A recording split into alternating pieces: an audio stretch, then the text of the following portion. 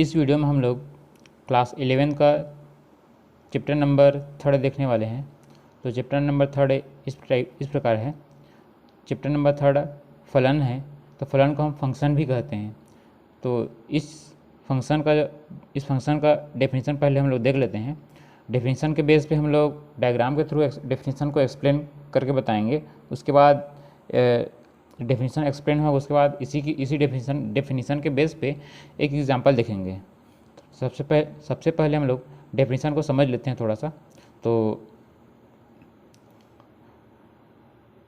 माना कि ए और बी दो अरिक्त समुच्चय है, तब संबंध एफ ए से बी में एक फलन कहलाता है यदि एफ का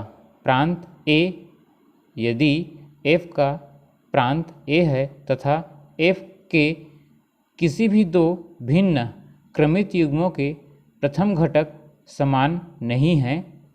यदि X Y belongs to F, तब y को f के अंतर्गत x का प्रतिबिंब कहते हैं। ये डेफिनेशन है। अब इस डेफिनेशन को एक्सप्लेन करके बता देखते हैं। तो यहाँ पर कोई दो सेट होगा, first set a and second set b होगा। तो सेट a और b के बीच में कोई एक फंक्शन यूज़ होगा, कोई भी फंक्शन हो सकता है। तो यहाँ पर एक फंक्शन हम मान लेते हैं, एक फंक्शन f है। फंक्शन f जो है वो a और b इन दोनों के बीच में एक फंक्शन है। तो यहाँ पर लिखे हैं f a से b में एक फंक्शन है। यदि f मतलब यहाँ पर जो a है, जो सेट a है, ये क्या हो, ये इस फंक्शन का डोमेन होगा। सेट a जो है इस फंक्शन का डोमेन है तथा f के किसी भी दो क्रमित युग्म, मतलब जब फंक्शन हम तैयार करेंगे तो फंक्शन की जो वैल्यू होगी उस वैल्यू में फर्स्ट एलिमेंट एक्स ए का होगा और सेकंड एलिमेंट बी का होगा। तो फंक्शन में जो पेयर मिलेंगे, जितने भी पेयर मिलेंगे, उनमें से कोई भी ऐसा दो पेयर नहीं होगा जिनका पहला एलिमेंट सेम हो। मतलब कहने का मतलब ये है कि सेट ए के जितने भी एलिमेंट हैं, इसके जितने भी एलिमेंट हैं, उन सभी एलिमेंट का जो इमेज बी में बनेगा और वे इमेज सिंगल बनेगा। यहाँ पर देख लेते हैं, इसी को लिखा है यदि X Y belongs to F. तो यहाँ पर जो y है वो x का इमेज है। ये y जो है सेकंड एलिमेंट है और ये फर्स्ट एलिमेंट है। तो इस टाइप से जो पेयर मिलेगा, तो इसमें इस टाइप का जो पेयर होगा, तो जो सेकंड एलिमेंट है वो एलिमेंट फर्स्ट एलिमेंट का इमेज होगा। और इस फंक्शन में यहाँ पर तो एक पेयर बताए हैं और इसी टाइप से बहुत सारे पेयर होगा। उस पेयर में से जितने भी पेयर होंगे उनमें से ऐसा कोई दो पेयर ऐसा नहीं मिलेगा हम लोग को कि उनके जो फर्स्ट एलिमेंट है वो एलिमेंट इक्वल हो। मतलब हर पेयर का जो पहला एलिमेंट है वो डिफरेंट एलिमेंट होगा। मतलब यहाँ पर जो फंक्शन यूज़ करेंगे इस चैप्टर में वो फंक्शन 1 फंक्शन है। तो 12th क्लास में फंक्शन का टाइप से देखिए, उसमें बहुत सारे फंक्शन हैं। तो हम लोग यहाँ पर सिर्फ 1 फंक्शन के बारे में ही देखेंगे। तो स्टार्ट करते हैं, थोड़ा समझ लेते हैं डायग्राम के थ्रू किस टाइप से होगा।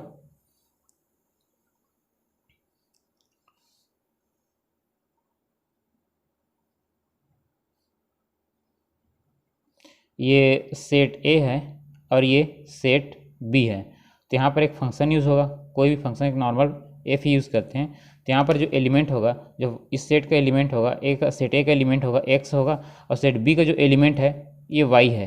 तो जो y है वो सेट A के एलिमेंट x का ये इमेज है। इसको हम ऐसा भी कह सकते हैं fx = y। मतलब यहाँ पर लिख सकते हैं, जैसे यहाँ पर x जो है वो सेट A का एलिमेंट है एंड y जो है वो सेट B का एलिमेंट है। तब यहाँ पर हम लोग ये कह सकते हैं कि fx = y। उस fx = y यहाँ पर, तो fx क्या है, fx जो है वो y की वैल्यू है। मतलब यहाँ पर x का जो इमेज बन रहा है वो y है।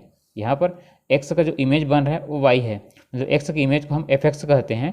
तो fx मतलब y में कोई ना कोई b में कोई ना कोई एक ऐसा एलिमेंट होगा जो fx के इक्वल होगा। तो एक छोटा सा एग्जांपल देख लेते हैं हम लोग। तो यहाँ पर एक एग्जांपल देख लेते हैं। यहाँ पर दो सेट लिए हैं।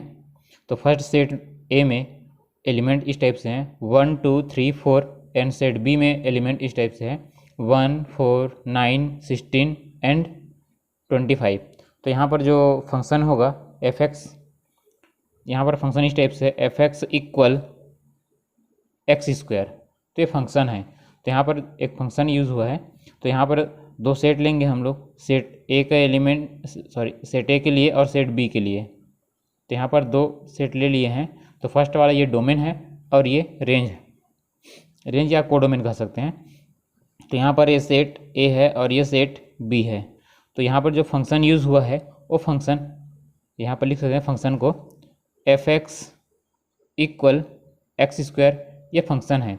तो यहाँ पर एलिमेंट लेंगे 1 2 3 एंड 4। तो यहाँ का एलिमेंट जो है उसी टाइप से है 1 4 9 16 एंड 25 है। अब यहाँ पर फंक्शन किस टाइप से है, एक्स स्क्वायर है। यहाँ के एलिमेंट को हम एक्स कह सकते हैं और यहाँ के एलिमेंट को वाई या एफ एक्स। तो यहाँ 1 का स्क्वायर 1 मिलेगा एंड 2 का स्क्वायर 4 मिलेगा और 3 का स्क्वायर 9 मिलेगा और 4 का स्क्वायर 16 है।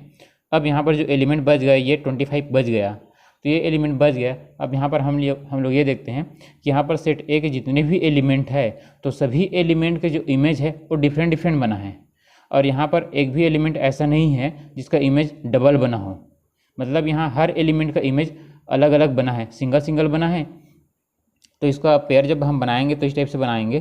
तो यहाँ पर एफ इक्वल, तो यहाँ पर पेयर फर्स्ट पेयर लेंगे 1 1 1 and second 2 4 2 4 and third pair बनेगा यहाँ पर 3 9 एंड फोर्थ बनेगा 4 16।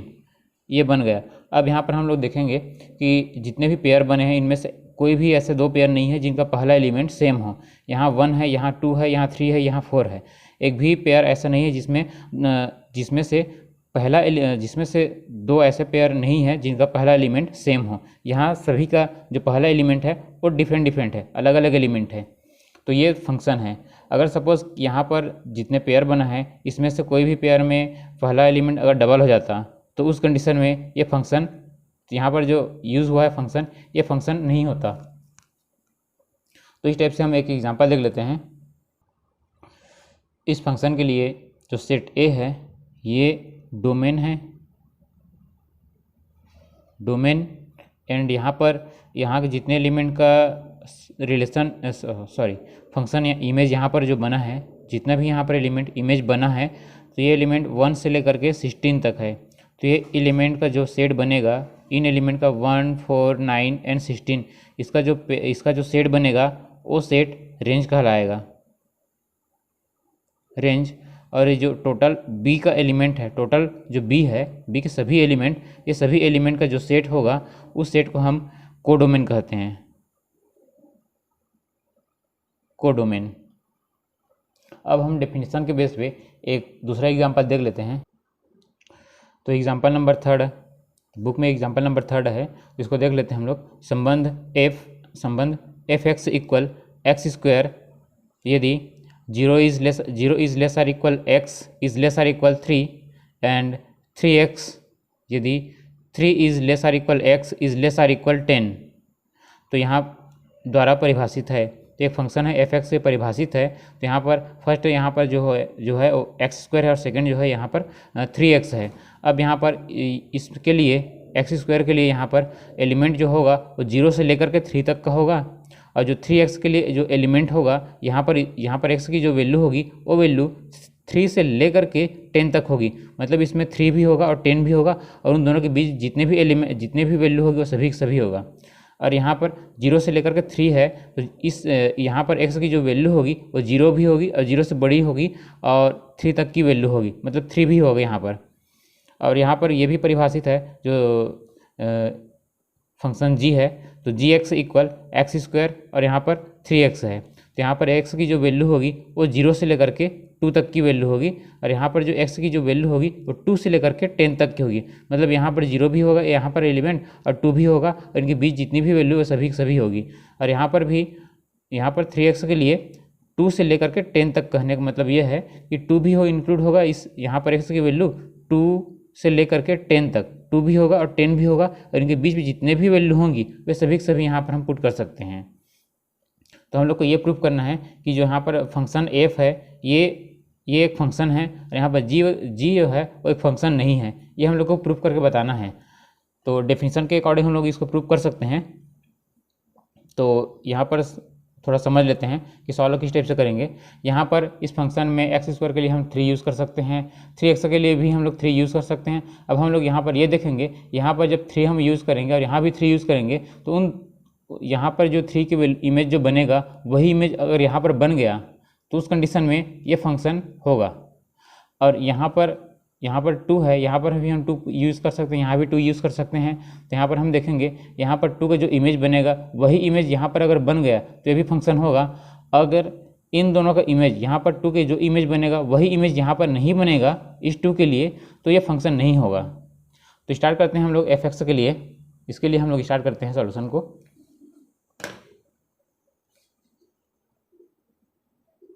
सॉल्यूशन तो फर्स्ट हम लोग एफ एक्स के लिए को ले लेते हैं। F X equal X square and 3x। तो x की जो वैल्यू होगी यहाँ पर वो 0 से लेकर के 0 is less or equal x is less or equal 3। यहाँ पर जो x की वैल्यू जो होगी वो होगी 3 is less or equal x is less or equal 10 होगा। अब यहाँ पर हम लोग ये जो फंक्शन जो है वो परिभाषित करके बोल दिया है, इसलिए हम लोग यहाँ पर कह सकते हैं कि यहाँ पर एफ फंक्शन एफ जो है वो परिभाषित है। उसको नहीं लिखते हैं हम लोग यहाँ पर डायरेक्ट चेक कर लेते हैं। तो इस टाइप से कह सकते हैं, यहाँ पर लिखना चाहें लिख भी सकते हैं। एक्स स्क्वायर के लिए इसको ऐसा करते हैं, X square 0 is less or equal X is less or equal 3 के लिए परिभाषित है। एंड यहाँ पर 3x 3 is less or equal x is less or equal 10 के लिए भी ये परिभाषित है। तो यहाँ से हम लोग सॉल्यूशन अब स्टार्ट करेंगे। 3 को हम लोग चेक करते हैं, 3 का इमेज किस टाइप से बन रहा है। तो हम लोग यहाँ पर x इक्वल 3 लेते हैं, x इक्वल 3। तो x इक्वल यहाँ पर हम लोग 3 लिए हैं, तो इसी के लिए हम लोग चेक करेंगे। तो दोनों फंक्शन में हम लोग चेक करके देख लेते हैं। तो दोनों के लिए यहाँ पर देखेंगे तो यहाँ पर फर्स्ट जो होगा वो एक्स स्क्वायर वाला फंक्शन है, ये वाला फंक्शन है, और जो सेकंड है इसी का एफ एक्स का जो है सेकंड है ये 3x है। तो यहाँ पर हम लोग 3x ले लेते हैं। अब यहाँ पर हम लोग x की वैल्यू पुट करेंगे तो वैल्यू देखते हैं क्या क्या मिलता है। तो यहाँ पर हम लोग x की जगह पर 3 पुट करेंगे तो 3 का स्क्वायर होगा, और यहाँ पर यूज़ करेंगे तो 3 इंटू 3 होगा। तो यहाँ की जो वैल्यू होगी वो 9 होगी, और यहाँ की जो वैल्यू होगी वो 9 होगी। अब यहाँ पर हम लोग देख सकते हैं कि 3 का जो इमेज बना है वो 9 बना है। मतलब इसको हम ऐसा लिख सकते हैं, f3 इक्वल 9, f3 इक्वल 9। अगर इसी को हम पेयर के रूप में अगर लिखना चाहें तो इस टाइप से लिख सकते हैं, 3 9 बिलोंग्स टू f। अब यहाँ पर देख लेते हैं, यहाँ भी हम 3 यूज़ किए हैं, यहाँ भी 3 यूज़ किए हैं, यहाँ पर 3 पुट किए हैं एक्स की वैल्यू, यहाँ भी एक्स की वैल्यू हम 3 पुट किए हैं। बट हम लोग यहाँ पर 3 पुट किए हैं और यहाँ पर भी 3 पुट किए हैं, तो हम लोग के दोनों जगह पर इमेज जो बना है वो 9 बना है। मतलब 3 का एक ही इमेज बन रहा है 9, इसलिए जो फंक्शन f है वो एक फंक्शन है।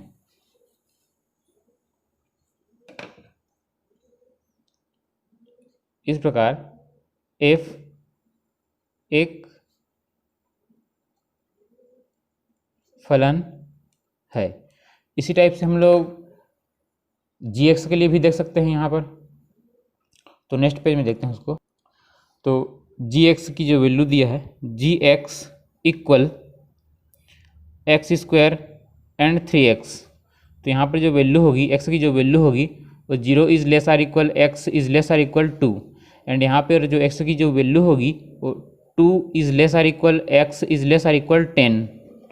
अब यहाँ पर हम लोग देखेंगे इसको, तो इस टाइप से लिख सकते हैं, परिभाषित है करके, X square 0 is less or equal x is less or equal 2 के लिए ये परिभाषित है, और 3x 2 is less or equal x is less or equal 10 के लिए, दोनों के लिए यहाँ पर कह सकते हैं के लिए परिभाषित है। अब हम लोग चेक करेंगे यहाँ पर, तो यहाँ पर हम लोग x की वैल्यू लेंगे, तो x यहाँ पर x की वैल्यू हम लोग 2 पुट करेंगे, यहाँ भी हम लोग 2 पुट करेंगे। क्यों 2 को ही पुट क्यों करके देखेंगे, क्योंकि यहाँ पर बाकी जो वैल्यू लेंगे वो वैल्यू इसमें होगी बट इसमें नहीं होगी। यहाँ पर एक वैल्यू ऐसा है 2, यहाँ भी हम पुट कर सकते हैं और यहाँ भी पुट कर सकते हैं। हम लोग चेक करेंगे 2 को हम यहाँ पर x की जगह पर हम 2 को पुट करेंगे और यहाँ पर 2 को पुट करेंगे, तो वैल्यू अगर सेम मिल जाएगी उस कंडीशन में क्या होगा, g एक फंक्शन होगा। अगर सपोज यहाँ पर दोनों की वैल्यू 2 को यहाँ पुट करेंगे और यहाँ पुट करेंगे और दोनों 2 का इमेज सेम नहीं होगा, उस कंडीशन में g एक फंक्शन नहीं होगा। तो हम लोग स्टार्ट करते हैं यहाँ पर x इक्वल 2 के लिए, तो x इक्वल 2 के लिए हम लोग देखते हैं यहाँ पर, तो यहाँ पर फंक्शन है एक्स स्क्वायर और जो सेकंड है वो 3x है। तो यहाँ पर हम लोग पुट करेंगे, यहाँ भी पुट करेंगे, तो x की वैल्यू यहाँ पर होगी 2 स्क्वायर और यहाँ पर होगा 3 इंटू 2, तो यहाँ की जो वैल्यू होगी वो 4 होगी और यहाँ की वैल्यू 6 होगी। अब देखते हैं यहाँ पर हम x की जगह पर 2 पुट करे हैं, यहाँ भी, तो 2 रखने के बाद हम लोग को जो वैल्यू मिला है वो क्या मिला है, 4 मिला है और 6 मिला है। तो इसलिए ये जो तो इसलिए जो फंक्शन g है ये, इसलिए यहाँ पर जो g है एक फंक्शन नहीं होगा। तो यहाँ पर ऐसा कह सकते हैं हम, यहाँ पर जो ऐसा लिख सकते हैं gx इक्वल एक्स स्क्वायर, तो यहाँ पर हम पुट किए हैं तो g 2 इक्वल 4 मिला है एंड gx इक्वल 3x। तब यहाँ पर हम लोग g की वैल्यू पुट किए हैं, g2 इक्वल हम लोग को मिला है 6, तो यहाँ पर g2 की वैल्यू 4 मिला है और यहाँ पर g2 की वैल्यू 6 मिला है, जबकि g2 की वैल्यू सेम वैल्यू होनी चाहिए। तो यहाँ पर g2 की वैल्यू 4 है और यहाँ पर g2 की वैल्यू 6 है, इसलिए हम लोग ये कह सकते हैं कि g एक फंक्शन नहीं है।